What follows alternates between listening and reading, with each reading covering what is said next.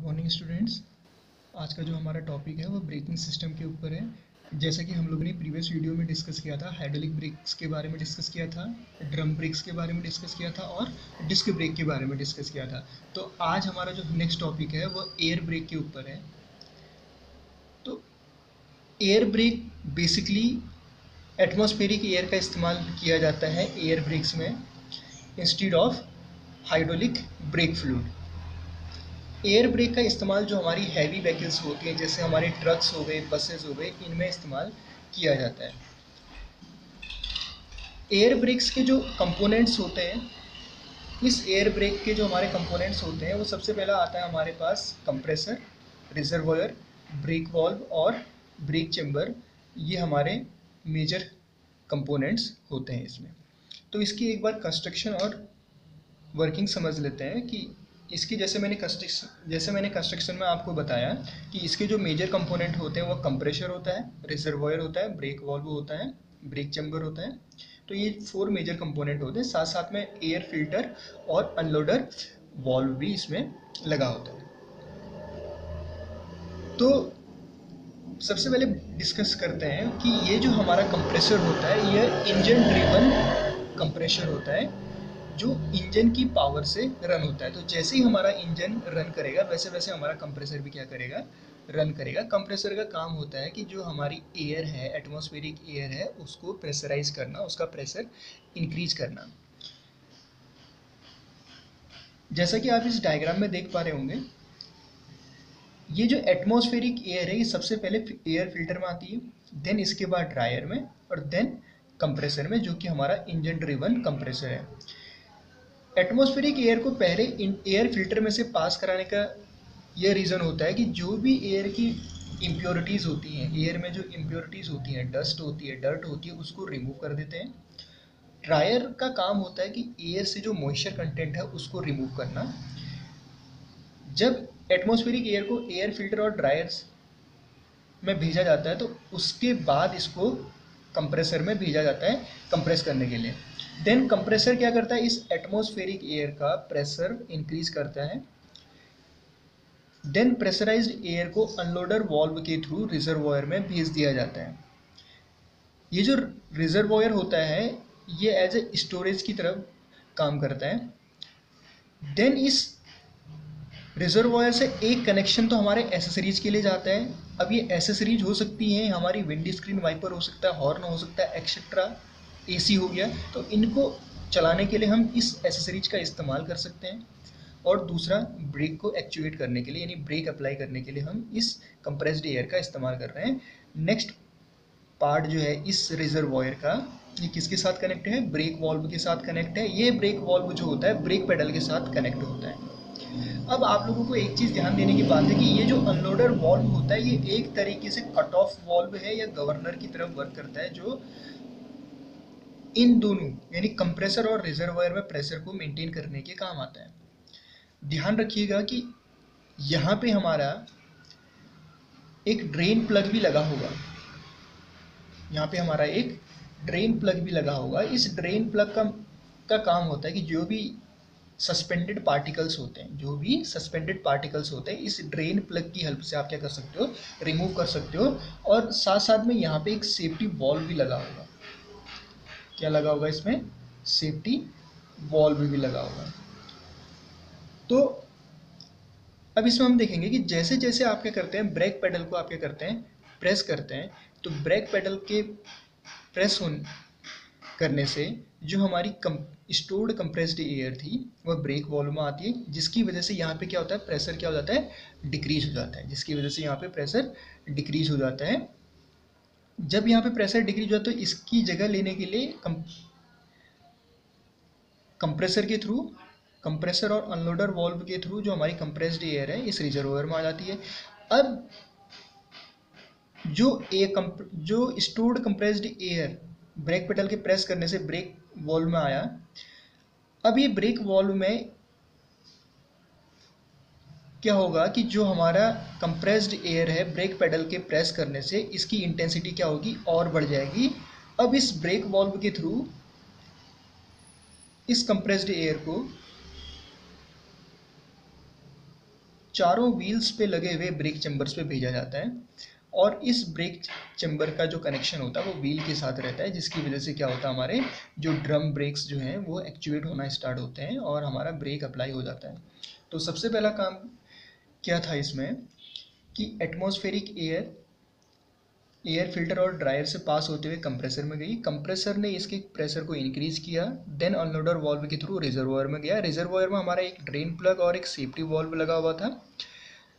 Then इस reservoir से कुछ एयर का पार्ट्स हमने एसेसरीज को चलाने के लिए इस्तेमाल किया, और कुछ पार्ट्स को हमने क्या कर दिया, ब्रेक अप्लाई करने के लिए ब्रेक वाल्व, यानी जैसे हम ब्रेक पेडल दबाएंगे तो वैसे ही क्या होगा, रिजर्वॉयर से कंप्रेस्ड एयर इस ब्रेक वाल्व में आएगा।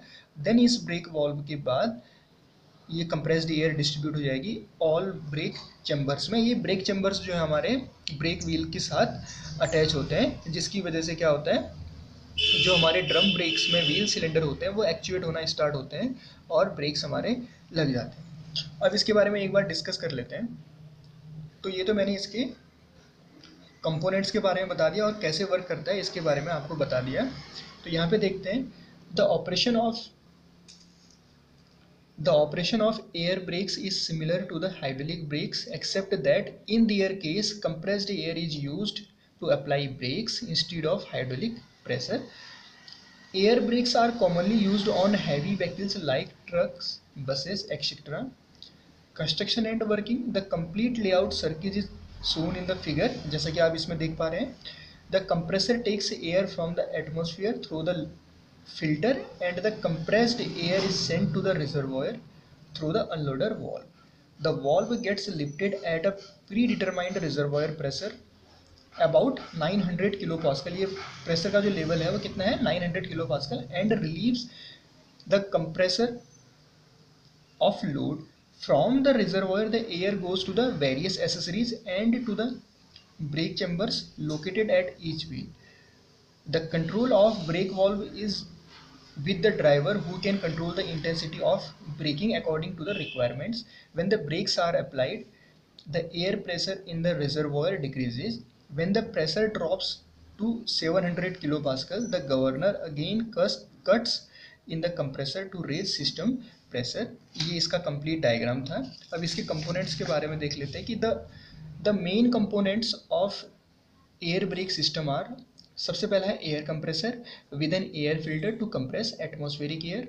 नेक्स्ट है unloader valve to maintain a set pressure.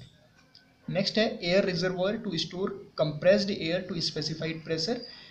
Brake valve to control the intensity of braking. Next है brake chambers are installed at each wheel to convert air pressure into useful mechanical energy. तो ये इसके basic components थे। इसके advantages के बारे में हम देख लेते हैं कि एयर ब्रेक्स के क्या क्या एडवांटेजेस हो सकते हैं।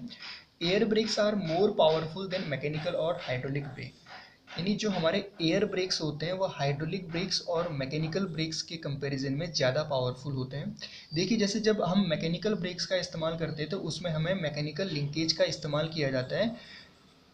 मैकेनिकल लिंकेज का इस्तेमाल किया जाता है ब्रेक पैडल से लेके फाइनल ब्रेक तक फोर्स को ट्रांसमिट करने के लिए लिंकेजेस का इस्तेमाल किया जाता है। तो जब आप इसमें ब्रेक अप्लाई करते हैं तो इसके लिए आपको बहुत ही ज़्यादा फोर्स अप्लाई करना होता है, लेकिन उस फोर्स को रिड्यूस करने के लिए हमारे पास हाइड्रोलिक ब्रेकिंग सिस्टम का इन्वेंट किया गया। तो हाइड्रोलिक ब्रेकिंग सिस्टम में क्या होता है कि हम ब्रेक फ्लूइड का इस्तेमाल करते हैं ताकि ड्राइवर को कम एफर्ट लगाना पड़े ब्रेक्स को एक्चुएट करने के लिए।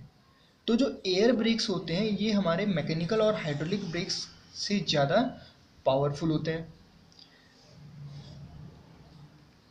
Next, the air brake simplifies the chassis design. दूसरा एडवांटेजेस ये होता है कि एयर ब्रेक्स के इस्तेमाल से जो हमारा चेसिस डिज़ाइन है वह सिंपल हो जाता है, क्योंकि इसमें आप जो भी इसमें कंपोनेंट्स यूज किए जा रहे हैं उनको आप कहीं भी इंस्टॉल कर सकते हैं और उनको एक पाइपलाइन के थ्रू फाइनली ब्रेक चैम्बर तक आप इसको कनेक्ट कर सकते हैं, जिससे क्या होता है कि चेसिस डिज़ाइन इसमें सिंपल हो जाता है। कोई कॉम्प्लिकेटेड चेसिस डिज़ाइन की रिक्वायरमेंट इसमें नहीं होती है। तो इसी वजह से जो हमारे लार्जर व्हीकल होते हैं उनमें इसका इस्तेमाल किया जाता है। नेक्स्ट है, apart from braking the compressed air from the reservoir can be used for many other accessories. तो जो एयर ब्रेक्स होते हैं ये हमारे मैकेनिकल और हाइड्रोलिक ब्रेक्स से ज़्यादा पावरफुल होते हैं। इसमें ब्रेकिंग के साथ साथ जो हमारी कंप्रेस्ड एयर है उसको आप कई सारी एसेसरीज या कई सारी डिवाइसेस को चलाने के लिए भी आप उस कंप्रेस्ड एयर का इस्तेमाल कर सकते हैं। और एक बात ये भी है कि जो भी हमारे अगर देखो जैसे जो हमारे हैवी व्हीकल्स होते हैं जैसे ट्रक्स हो गया, बसेस हो गया, इनको लॉन्ग डिस्टेंस ट्रेवल करनी होती है, लॉन्ग डिस्टेंस ट्रेवल करनी होती है और इनके फ्रंट व्हील से लेके रियर व्हील तक की डिस्टेंस जो होती है वह काफ़ी ज़्यादा लार्ज होती है, जिसमें हाइड्रोलिक ब्रेक्स का इस्तेमाल करना पॉसिबल नहीं होता है। क्योंकि हाइड्रोलिक ब्रेक्स में क्या होता है कि अगर थोड़ा सा भी उसमें लीकेज आ जाए तो जिसकी वजह से क्या होता है पूरा का पूरा सिस्टम खराब हो सकता है। अगर यहाँ पे एयर ब्रेक्स में अगर हमारी सिस्टम में कोई खराबी आ रही, कोई लीकेज वगैरह आ रहा है, तो उस लीकेज को कंपनसेट करने के लिए जो हमारे पास रिजर्वोयर है, जो एज अ सोर्स की तरह काम, जो हमारे पास रिजर्वोयर है, ये एक स्टोरेज टैंक की तरह वर्क करेगा जो एयर की सप्लाई को कंटिन्यूसली बनाए रखेगा। तो ये चीज़ आप ध्यान रखना। डिसएडवांटेज में क्या आ जाएगा, air brakes involve more parts, air brakes involves more part. Next है air compressor uses engine power. तो सबसे बेसिक तो इसका डिसएडवांटेजेस यही है कि जो एयर कंप्रेसर होता है वो इंजन की पावर से रन होता है, तो जिसकी वजह से क्या होता है कि जो हमारी टॉर्क ट्रांसमिटिंग कैपेसिटी है वो कम हो जाती है। तो ये चीज़ आप इसमें ध्यान रखिएगा। तो ये एयर ब्रेक्स के बारे में कंप्लीट हो गया।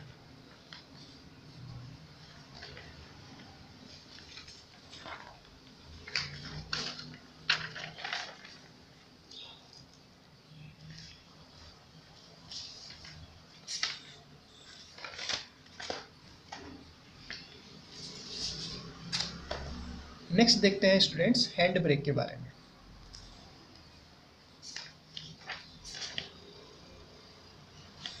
नेक्स्ट टॉपिक है हमारे पास हैंड ब्रेक। स्टूडेंट्स एक चीज़ आप और ध्यान रखिएगा कि एयर ब्रेक्स का इस्तेमाल आप ट्रेन्स वगैरह में भी एयर ब्रेक्स का इस्तेमाल किया जाता है, तो ये चीज़ आप नोट कर लीजिएगा। हैंड ब्रेक, ये जो हमारे हैंड ब्रेक होते हैं इनको पार्किंग ब्रेक और इमरजेंसी ब्रेक भी बोला जाता है। पार्किंग ब्रेक और emergency brake. A hand brake is also known as parking brake or emergency brake. Hand brake usually takes the form of a hand operated lever and is usually located on the center console but can sometimes be found between the driver's seat and the door. देखिए क्या होता है कि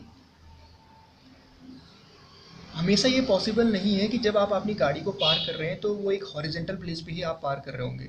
तो कभी कभार conditions आपकी ऐसी आती है तो आपको अपनी गाड़ी किसी स्लोप में भी पार करनी पड़ सकती है। तो उस कंडीशन में क्या होता है कि इस स्लोप से गाड़ी नीचे की ओर मूव ना करे, तो उस कंडीशन में हम इन पार्किंग ब्रेक या इमरजेंसी ब्रेक का इस्तेमाल किया जाता है। ये जनरली क्या होता है रियर व्हील्स पे अप्लाई किए जाते हैं, जनरली रियर व्हील्स पे अप्लाई किए जाते हैं। The hand brake applies the rear disc pads or brake shoes via a cable and is used when the car is parked to stop it rolling forward or backwards. To apply hand brake, hold the hand grip, press the button usually at the end of the grip and raise the lever. To release the brakes, raise the lever slightly to disengage the ball tooth from the ratchet.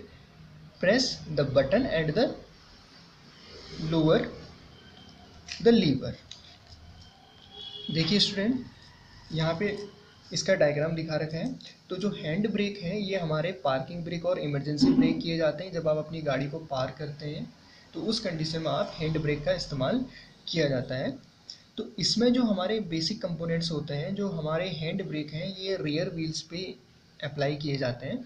तो जो major components हैं इसमें major components आता है हमारे पास, एक handle liver होता है, यहाँ पे एक पॉल रेचेट अरेंजमेंट होता है, पाइवट पिन है, पुल प्रेस हैंड ग्रिप है, प्राइमरी केबल, और ये जो पोर्शन हमारा रेचेट ब्रैकेट है, देन ये स्लाइडिंग ब्रेक इक्वलाइजर, और फाइनली ये हमारा इस तरीके का अरेंजमेंट है। तो आप एक चीज़ ध्यान रखिएगा स्टूडेंट्स तो जैसे क्या करते हैं कि हैंड ब्रेक को अप्लाई करने के लिए आपको क्या करना पड़ेगा, इस प्रेस बटन को पुश करके इसको ऊपर की तरफ खींचना पड़ेगा। तो इसके ऊपर की तरफ खींचने से ये जो पोर्शन है, ये जो लीवर्स जो है हमारी, यहाँ पे ये जो बटन होता है ये स्प्रिंग कंट्रोल्ड होता है, इस तरीके से होगा। तो जैसे आप इसको प्रेस करेंगे, जैसे आपने इस बटन को प्रेस किया और इस बटन को प्रेस करके आपने इसको ऊपर की ओर मूव करना स्टार्ट किया, जिसकी वजह से क्या होगा, ये पोर्शन भी आपका मूव करना स्टार्ट होगा। इस पोर्शन के साथ ये केबल अटैच होने की वजह से ये भी क्या होगा, इधर डायरेक्शन में मूव करना स्टार्ट करेगा। इस केबल के इधर की ओर मूव करने से ये जो फाइनली ये जो हमारे केबल्स हैं ये भी इधर इस डायरेक्शन में मूव करना स्टार्ट करेंगे, जिसकी वजह से क्या होगा, ये इसको इधर की ओर प्रेस करेगा और फाइनली क्या होगा, हमारे पास ब्रेक्स लग जाएंगे। तो ध्यान से देखिएगा कि यहाँ पे जो अरेंजमेंट होता है इसका इस तरीके का अरेंजमेंट है। जैसे ये हमारे पास ब्रेक ड्रम है और ये हमारे पास शूज है, ये हमारे पास ब्रेक शूज है। यहाँ पे तो हमें पता है कि व्हील सिलेंडर होता है और यहाँ पे रिट्रैक्टर स्प्रिंग होती है इस तरीके से। तो यहाँ पे एक लीवर अरेंजमेंट होता है इस तरीके से। इस लीवर अरेंजमेंट का यानी यहाँ पे हमने इसको इस तरीके से दिखा रखा है। ये जो लीवर अरेंजमेंट होता है इसका एक सिरा जो होता है वो केबल से कनेक्टेड होता है, जैसे कि आप ये देख रहे हैं केबल से कनेक्ट होता है, और इसका दूसरा सिरा क्या होता है, डायरेक्टली इसके साथ कनेक्टेड होता है। तो आप क्या करते हैं कि जैसे आपने इसको ऊपर की ओर, जैसे आपने इस प्रेस बटन को पुश करके इसको ऊपर की ओर खींचा, इसकी वजह से क्या होगा कि ये पूरा मैकेनिज्म जो है ये एक्चुएट होना स्टार्ट हुआ। इसकी वजह से ये केबल जो है ये बैकवर्ड डायरेक्शन में मूव करना स्टार्ट हुआ। केबल के बैकवर्ड डायरेक्शन में मूव करने से ये जो पोर्शन होगा ये आगे की तरफ जाएगा। इसके आगे की तरफ जाने से ये जो पोर्शन है ये भी इधर की ओर टच हो जाएगा और फाइनली ये जो ब्रेक लाइनिंग्स होती हैं इस पे ये ब्रेक ड्रम के साथ अटैच हो जाती हैं और ब्रेक हमारे लग जाते हैं। तो ये पूरा इसके बारे में फंक्शंस था हैंड ब्रेक के बारे में। Hand brake consist of the following parts, hand lever, primary cable और सिंपली केबल भी बोल सकते हैं, sliding brake equalizer, pawl and ratchet bracket, pivot pin and press button. तो ये आई होप कि स्टूडेंट्स आप लोगों को ये हैंड ब्रेक के बारे में, इसके फंक्शन के बारे में समझ में आ गया होगा। नेक्स्ट टॉपिक है हमारे पास वैक्यूम ब्रेक्स। नेक्स्ट टॉपिक है वैक्यूम ब्रेक्स। देखिए स्टूडेंट्स, वैक्यूम ब्रेक्स में क्या होता है कि जैसे हमने हाइड्रोलिक ब्रेक्स पढ़े हैं, एयर ब्रेक्स पढ़े हैं। हाइड्रोलिक ब्रेक्स में हम ब्रेक फ्लूइड का इस्तेमाल करते थे वैक्यूम, और एयर ब्रेक्स में हम एटमॉस्फेरिक एयर का इस्तेमाल कर रहे हैं उसको कंप्रेस करके ब्रेक को एक्चुएट करने के लिए। लेकिन वैक्यूम ब्रेक में इसके बारे में देख लेते हैं कि it is a system which requires a very small effort imparted on the brake pedal by the driver's foot for applying a very large effort on the brake operating mechanism। जो vacuum break होते हैं और जो हमारे air breaks जो होते हैं ये पावर असिस्टेड ब्रेक कहे जाते हैं। Power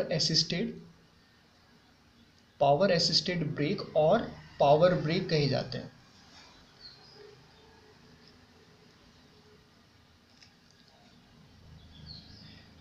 The partial vacuum existing in the inlet manifold when the engine is running provides the power to operate the brake in the system. The effort provided by this servo system is always proportional to the applied power. It is in the ratio of 4:1। क्या बोला है? The effort provided by this servo system is always proportional to the applied power। यानी जितना आप इसमें power apply कर रहे हैं, ब्रेक पेडल पे जितना आप पावर अप्लाई कर रहे हैं उसी के प्रोपोर्शनल क्या करता है, ये एफर्ट प्रोवाइड करता है। It is in the ratio of 4:1। 4:1 का मतलब है कि in other words to provide a combined pull of 5 kg, a pull of 4 kg would be provided from the servo with a pressure of 1 kg on the brake pedal। ऐसे 4:1 का दे रखा है। तो अगर आपको 5 kg प्रेशर किसी पे apply करना है तो इस सर्वो सिस्टम के द्वारा क्या किया जाएगा, अगर आपने 1 kg या 1 न्यूटन का अगर आपने फोर्स ब्रेक पेडल पे अप्लाई किया है तो 4 kg या इसका न्यूटन का जो फोर्स है ये कौन प्रोवाइड करेगा, आपको ये जो सर्वो मैकेनिज्म होता है वैक्यूम ब्रेक्स आपको प्रोवाइड करेगा और टोटली जितना प्रेशर आपको चाहिए था 5 kg वो आपको मिल जाएगा। But it is a conventional type of braking system, ये चीज़ ध्यान रखिएगा आप। It is a conventional type of braking system in which vacuum instead the in which vacuum inside the brake lines causes brake pads to move, which in turn finally stops or deaccelerate the vehicle। यहाँ पे हमें vacuum का इस्तेमाल किया जा रहा है। अब वैक्यूम का इस्तेमाल कैसे होता है ये हम आगे इसके बारे में डिस्कस करते हैं। ये हमारे पास डायग्राम है, ये वैक्यूम ब्रेक का स्टूडेंट्स डायग्राम है। The layout of vacuum braking system और वैक्यूम सर्वो ब्रेक सिस्टम। ये हमारे पास ब्रेक पैडल है। ये ब्रेक पैडल जो होगा ये अटैच किया रहेगा हमारे पास मास्टर सिलेंडर से। ये मास्टर सिलेंडर्स फिर अटैच होगा इस कंट्रोल यूनिट से, देन कंट्रोल यूनिट अटैच होगा सर्वो सिलेंडर से, देन यहाँ पे ब्रेक शूज, इनलेट मैनिफोल्ड और वैक्यूम रिजर्वायर। देखिए स्टूडेंट्स, इसको डिस्कस करने से पहले हमें आप लोगों को मास्टर सिलेंडर के बारे में आप लोगों ने पढ़ा हुआ था जो हम हाइड्रोलिक ब्रेकिंग सिस्टम में इस्तेमाल कर रहे थे। तो जो इसके जो 4 मेजर कंपोनेंट्स हैं, एक तो आपकी जो कंट्रोल यूनिट है, एक मेन कंपोनेंट ये बन गया, दूसरा ये वाला पार्ट इसका मेन कंपोनेंट है, तीसरा पार्ट ये वाला वैक्यूम रिजर्व वाला पार्ट इंपॉर्टेंट है, चौथा ये वाला पार्ट इसमें इंपॉर्टेंट है। ये चीज़ आप ध्यान रखिएगा। तो मास्टर सिलेंडर में क्या होगा स्टूडेंट्स, ये हमारे पास एक पिस्टन होगा जैसे कि आप लोगों को पता होगा, और ये इसके साथ कनेक्टेड होगा। तो यहाँ पे हमारा क्या होगा, फ्लूइड होगा। ये जो पोर्शन पूरा का पूरा क्या है, फ्लूइड का पोर्शन होगा ये वाला, इसके अंदर फ्लूइड फिलअप होगा। तो जो कंट्रोल यूनिट में होता है बेसिकली 3 तरीके के पिस्टन का इस्तेमाल करते हैं। एक पिस्टन हमारे पास ये हो गया, ये भी हमारा एक सिलेंडर की तरह वर्क करेगा, और एक पिस्टन ये हो गया। दूसरा वाला पिस्टन हमारे पास ये वाला है जो स्प्रिंग के साथ कनेक्टेड है, और तीसरा वाला सिलेंडर हमारे पास ये छोटा सा सिलेंडर हो गया, ये वाला सेकंड वाला सिलेंडर हो गया, और तीसरा वाला पिस्टन हमारे पास ये वाला पिस्टन हो गया। तो कंट्रोल यूनिट बेसिकली कंसिस्ट करता है 3 पिस्टन सिलेंडर अरेंजमेंट को, 1 2 3, और ये जो है आपके पास ये एटमॉस्फेरिक एयर है। देन हमारे पास सर्वो सिलेंडर है, ये हमारे पास अगेन पिस्टन है, और ये जो होगा स्टूडेंट्स, ये जो पिस्टन सिलेंडर अरेंजमेंट होगा यहाँ पे भी आपका स्प्रिंग्स होगा इस तरीके से, ताकि जब आप ब्रेक पेडल से पाँव हटाते हैं तो ये अपनी ओरिजिनल पोजीशन में पिस्टन आपका आ जाए, और देन इसके पावर को आप क्या करते हैं, इसके थ्रू यहाँ ट्रांसमिट किया जाता है। अब देखिए कैसे ये वर्क करता है। देखो स्टूडेंट्स, वैक्यूम का मतलब होता है कि the pressure below the atmospheric pressure, या एक ऐसा स्थान जहाँ पे हमारा कोई भी एयर प्रेजेंट नहीं है। It is clear? Vacuum means pressure below the atmospheric pressure. तो क्या होता है स्टूडेंट्स, जैसे आप ब्रेक पेडल को प्रेस करते हैं, ब्रेक पेडल के प्रेस होने से ये जो मास्टर सिलेंडर है ये हमारा एक्चुएट होना स्टार्ट होता है। मास्टर सिलेंडर के अंदर का जो पिस्टन है ये भी इस तरीके से स्प्रिंग के थ्रू यहाँ पे आपका स्प्रिंग के थ्रू गाइडेड होता है। तो जैसे आप ब्रेक पेडल को प्रेस करते हैं तो वैसे ही इस ब्रेक पेडल का जो फोर्स है आपका, ये मास्टर सिलेंडर के अंदर जो पिस्टन है उस पर लगता है। मास्टर सिलेंडर के अंदर जो पिस्टन पे फोर्स लगने से ये इसके अपने अंदर के ब्रेक फ्लूइड को प्रेशराइज करेगा। ब्रेक फ्लूइड के प्रेशराइज होने से क्या हो, ये फ्लूइड अगेन कंट्रोल यूनिट का जो लोअर पिस्टन है इसको मूव कराएगा अपवर्ड डायरेक्शन में। इसके अपवर्ड डायरेक्शन में मूव करने से ये वाला पिस्टन जब ये ऊपर की ओर मूव करेगा तो एक पोजीशन ऐसी आएगी कि ये पिस्टन आपका यहाँ पे आ जाएगा, और देन ये पिस्टन इस वाले पार्ट को इस वाले पार्ट से सेपरेट कर देगा। इसके ऊपर की ओर मूव करने से ये जो पिस्टन है ये भी हमारा ओपन हो जाएगा। देखिए स्टूडेंट, मास्टर सिलेंडर के अंदर के पिस्टन के एक्चुएट होने से कंट्रोल यूनिट के अंदर का पिस्टन क्या हुआ, एक्चुएट होना स्टार्ट हुआ। इसके एक्चुएट होने से ये वाला पिस्टन ऊपर की ओर मूव करेगा, देन ये वाला भी ऊपर की ओर मूव करेगा। जब ये वाला पिस्टन ऊपर की ओर मूव किया तो ये फाइनल पोजीशन में क्या क्या हो गया, यहाँ पे क्लोज हो गया, और ये वाला पिस्टन क्या हो गया, ओपन हो गया। यानी यहाँ से हमारी जो एटमॉस्फेरिक एयर है वो यहाँ पे आ जाएगी, और यहाँ पे हमारा क्या होता है, वैक्यूम क्रिएट होता है, यहाँ पे हमारा वैक्यूम रहता है। तो अब ये पूरा का पूरा कंपार्टमेंट जो है वो दो पार्ट में डिवाइड हो गया। एक पार्ट, इससे नीचे वाले पार्ट में हमारा वैक्यूम प्रेजेंट है, इससे ऊपर वाले पार्ट में हमारा एयर एटमॉस्फेरिक प्रेशर प्रेजेंट है। तो अब ये एटमॉस्फेरिक प्रेशर ये अब इधर की हो जाएगा। अभी आपको पता होना चाहिए कि यहाँ वैक्यूम है, यहाँ एटमॉस्फेरिक प्रेशर है, तो हमेशा हाई प्रेशर से लो प्रेशर की ओर फ्लूइड का क्या होगा, आपका एंटर होगा। तो यहाँ वैक्यूम होने की वजह से ये क्या करेगा, इस पिस्टन को पुश करेगा। इस पिस्टन को पुश करने की वजह से क्या होगा, आपका ये पिस्टन आगे की ओर मूव करेगा, और देन फाइनली इस पिस्टन का मूवमेंट आपको जो आपके व्हील्स पे जो आपके ड्रम्स ब्रेक लगे हुए हैं या जो आपके डिस्क ब्रेक लगे हैं वहाँ तक आपका पहुँच जाएगा। अब एक चीज़ आप ध्यान रखना स्टूडेंट्स कि यहाँ पे ये जो होता है हमारे पास एक वैक्यूम चैम्बर होता है जो हमेशा यहाँ पे जो सर्वो सिलेंडर होता है, इस सर्वो सिलेंडर के राइट पार्ट में वैक्यूम बनाए रखता है। ये वैक्यूम जो आपका इनलेट मैनिफोल्ड है, आप लोगों ने देखा होगा कि इंजन सिलेंडर के साथ आपका इनलेट मैनिफोल्ड कनेक्टेड रहता है, जहाँ से हमारा चार्ज क्या करता है, इनटेक करता है। तो स्टूडेंट्स ये ध्यान रखना कि इंजन के रनिंग के साथ साथ इंजन के सक्शन स्ट्रोक के दौरान यहाँ पे क्या होता है, आपका वैक्यूम जनरेट हो रहा है, और इस वैक्यूम को आपने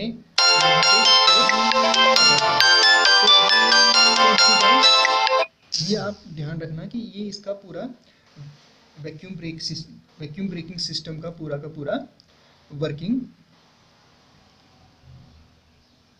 कंप्लीट हो गई है वैक्यूम ब्रेकिंग सिस्टम की। आई होप कि स्टूडेंट्स ये आपको क्लियर हो गया होगा वैक्यूम ब्रेकिंग सिस्टम के बारे में। तो देखिए एक बार मैं आपको फिर से इसके बारे में बता देता हूँ कि क्या होता है कि नॉर्मल कंडीशन में पिस्टन सर्वो सिलेंडर का जो आपका राइट पार्ट होता है वहाँ पे आपका वैक्यूम होता है, यानी pressure below the atmospheric pressure, और एक कंप्लीट यूनिट जो होती है आपकी ये वाला, और ये हमारे पास वैक्यूम चैम्बर होता है। तो क्या होता है कि जैसे आप ब्रेक पेडल को क्या करते हैं, रिलीज ब्रेक पेडल को प्रेस करते हैं, तो ब्रेक पेडल के प्रेस करने से जो फोर्स होता है आपका, ये मास्टर सिलेंडर के अंदर जो आपका पिस्टन होता है उसको एक्चुएट करता है। तो पिस्टन के एक्चुएट होने से ये कंट्रोल यूनिट के पिस्टन को एक्चुएट करना स्टार्ट करेगा। कंट्रोल यूनिट के पिस्टन को जब ये एक्चुएट होती है तो कंट्रोल यूनिट का जो सेकंड वाला पिस्टन होता है वो क्लोज हो जाता है और थर्ड वाला पिस्टन ओपन हो जाता है, जिससे यहाँ से जो हमारी एटमॉस्फेरिक एयर है वो यहाँ पे इंटर होती है। तो सेकंड वाले पिस्टन के ऊपर वाला जो पोर्शन है यहाँ पे एटमॉस्फेरिक एयर है और यहाँ पे हमारे पास वैक्यूम है। तो कहने का मतलब है कि ये जो है हमारी लो प्रेशर का रीजन है, ये हमारे पास हाई प्रेशर का रीजन है, और अगेन ये कंप्लीट यूनिट हमारी लो प्रेशर की रीजन है। तो क्या होता है, जो हमारी एटमॉस्फेरिक हाई प्रेशर का रीजन जो है ये इस पिस्टन पे वर्क करना स्टार्ट करता है। इस पिस्टन पे वर्क करने से पिस्टन आगे की ओर मूव करेगा, यानी इस डायरेक्शन में मूव करेगा। इसके आगे की ओर मूव करने से ये फर्दर अपने लिंकेज की हेल्प से ब्रेक शू को ऑपरेट करेगा।